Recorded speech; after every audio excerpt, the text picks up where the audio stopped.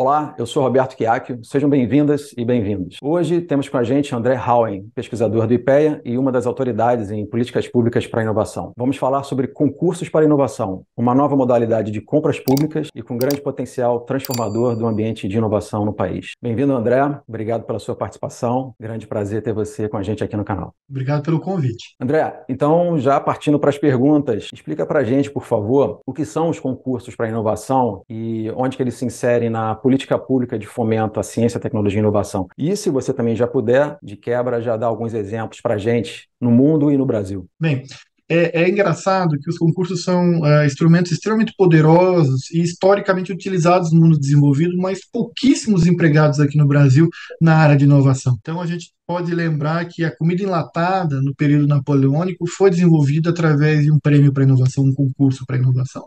Assim como o Duomo de Firenze também conseguiu ser desenvolvido, porque foi um desenvolvimento tecnológico na arquitetura, através do prêmio. E talvez o caso mais emblemático foi a descoberta da longitude, fruto de um prêmio que surpreendeu até Isaac Newton, que esperava que a premiação a solução viesse apenas de dentro da astronomia. Na verdade, foi um relojoeiro que acabou desenvolvendo um fazedor de relógios, né? Que acabou desenvolvendo a solução. Os concursos são premiações destinadas a remunerar uma solução para um determinado problema. Em outras palavras, você estabelece um problema e você diz quem desenvolver essa solução, independente da solução, vai ser premiado, vai ser remunerado. Qual que é a beleza dos concursos? Os concursos, eles exploram o poder das massas. Por quê? Porque eles não pré-selecionam ninguém. Diferente de encomendas tecnológicas, licitação, CPSI, não há uma pré-seleção. Então, a padaria da esquina pode vir com uma solução sobre despoluição. Ou um professor Pardal da Universidade Federal do Acre pode apresentar uma solução para combater o mosquito Aedes aegypti. Então, a beleza do concurso é essa.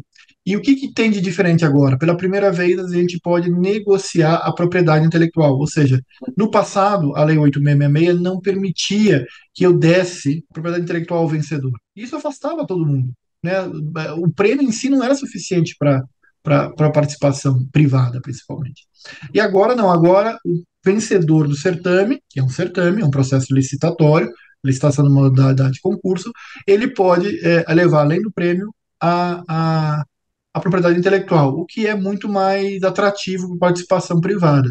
Então, concurso é isso, é uma premiação que visa estimular, mobilizar, sensibilizar a sociedade para tentar encontrar uma solução para um problema socialmente relevante. Muito utilizado no mundo, e a referência básica nesse momento são os challenges.gov dos Estados Unidos, é uma plataforma que reúne os concursos no governo federal, e o trabalho do Nesta no Reino Unido fazendo challenges e prizes for innovation. Agora, André, a gente tem também uma miríade, né, assim, de outros instrumentos ainda de compras públicas, pelo que eu estive vendo também no livro que vocês publicaram, em 7 ou 8, se eu não me engano, outros instrumentos, né? E um deles é o CPSI, que é o Contrato Público para a Solução Inovadora. Ele não substitui esse concurso para a inovação? Quais são as diferenças básicas entre eles? Obrigado pela pergunta, porque eu tenho recebido muito essa dúvida, e ótimo que daí aqui no seu canal eu posso deixar isso claro, a minha interpretação desses fatos. Bem, respondendo a tua pergunta objetivamente, o CPSI, ele é voltado para situações em que você quer testar uma solução inovadora, existente ou quase já pronta no mercado. E você quer, ao mesmo tempo, garantir que durante os testes, os fornecedores dos testes sejam remunerados. O CPSI ele foi pensado justamente para garantir a máxima competição possível e garantir que quem não tem saúde financeira para participar dos testes, participe. Então, é uma seleção mediante testes remunerados. Isso é o CPSI. Eu posso usar CPSI para estimular soluções não usuais, para mobilizar o sistema? Posso, como os concursos fazem. Só que tem um pequeno detalhe que as pessoas acabam esquecendo, porque a gente não tem muita tradição em concurso. A gente acaba tendo até mais tradição em CPSI, que é super recente. É o seguinte, os concursos, eles não pré-selecionam. Ao não pré-selecionar, eu uso, em essência, o que a gente chama de Open Innovation.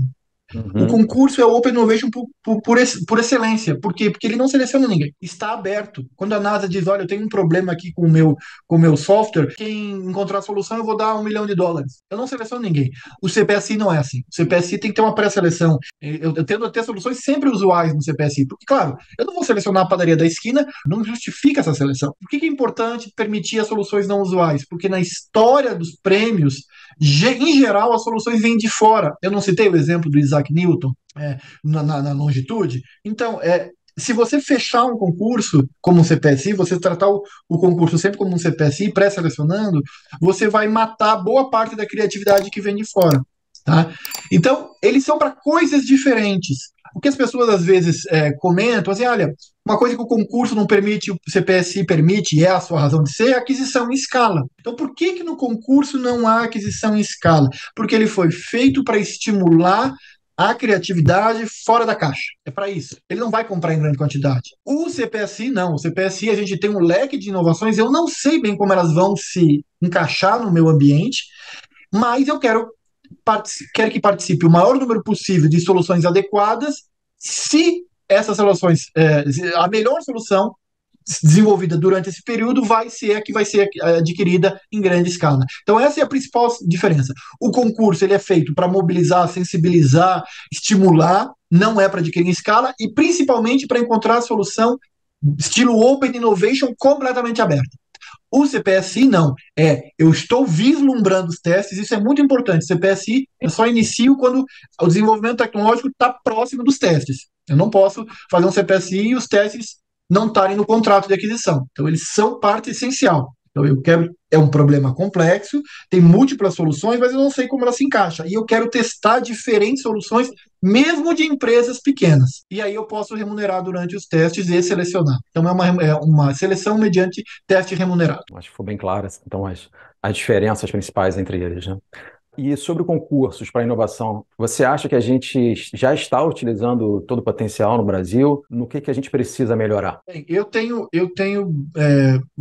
militado, talvez seja essa palavra a usar, porque incentivado para as pessoas usarem os diferentes órgãos, tenho ajudado dentro das minhas limitações, eu sou economista, né? Mas eu tenho sempre me aproximado do pessoal da AGU para endossar as opiniões técnicas que eu tenho a respeito desses instrumentos de compras públicas.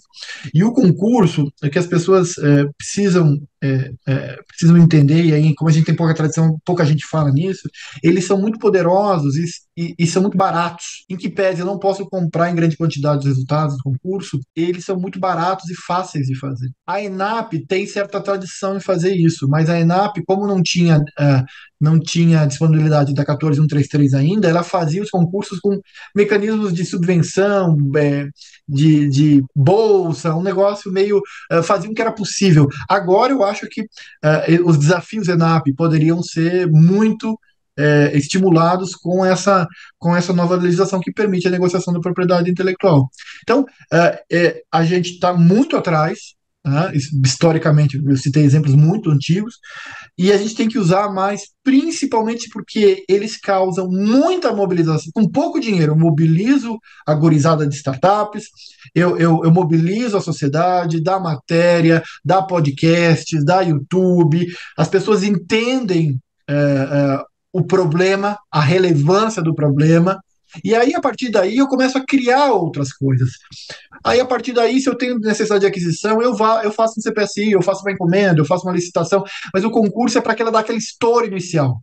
Né? Chamar atenção para, nossa, olha como a ciência, a tecnologia podem dar solução. Tá? Então, eles são a solução para todos os problemas brasileiros? É claro que não, eles são um instrumento num leque super amplo. O problema é que esse pedacinho era quase nunca tratado, que era esse da mobilização, da sensibilização, da divulgação, né? Aqueles negócios dos DARPA Challenges, né? Os Grand Challenges, que faziam os carros autônomos saírem de Los Angeles e tinham que chegar em Las Vegas. É disso que eu estou falando, desses grandes eventos. Isso é muito legal. E a gente ficou preso num negócio de hackathon, e não partiu, e não explodiu esse negócio de concursos, que eu acho fantástico, principalmente pelo custo-benefício.